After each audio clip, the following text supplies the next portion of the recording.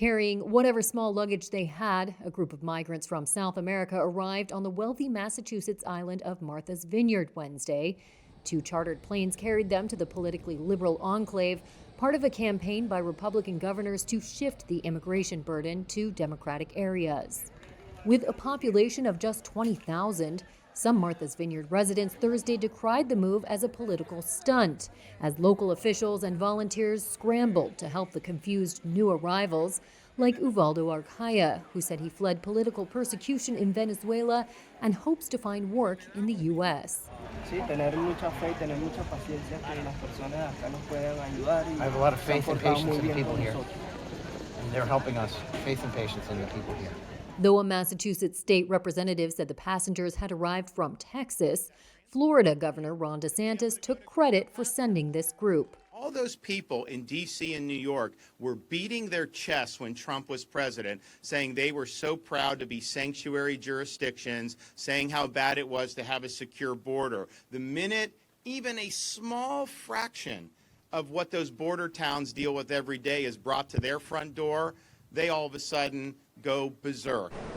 On Thursday morning, another group of migrants bussed in from Texas arrived in Washington, D.C., and were left stranded next to the U.S. Naval Observatory, home to Vice President Kamala Harris.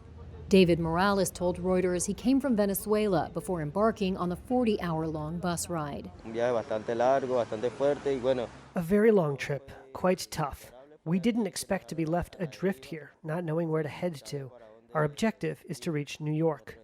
Carla Bustillos, a volunteer working with NGOs that care for migrants, said she waited for the buses to arrive at Union Station, only to find they had dropped the migrants off outside the vice president's home. So while we're doing this political show, we have human beings feeling that their suffering is being exploited. They have come to the United States to seek asylum, and they have been told to get on these buses and promised that an organization would receive them here, give them food, shelter, and a job. The high-profile moves of dropping migrants far from the border come as Republican Governor DeSantis and Texas Governor Greg Abbott both seek re-election in November. They say they are trying to push responsibility for a record number of border arrivals to Democratic strongholds, including Washington, D.C., New York City, and Chicago. White House Press Secretary Karine Jean-Pierre said Thursday that Republicans are using the migrants as political pawns. The fact that Fox News and not the Department of Homeland Security, the city, or local NGOs were alerted about a plan to leave migrants, including children, on the side of a busy D.C. street makes clear that this is just a cruel, premeditated political stunt. A Freedom of Information Act request showed Texas has bused more than 7,000 migrants to Washington, D.C. and New York City since April, spending nearly $13 million on the initiative through August 8th.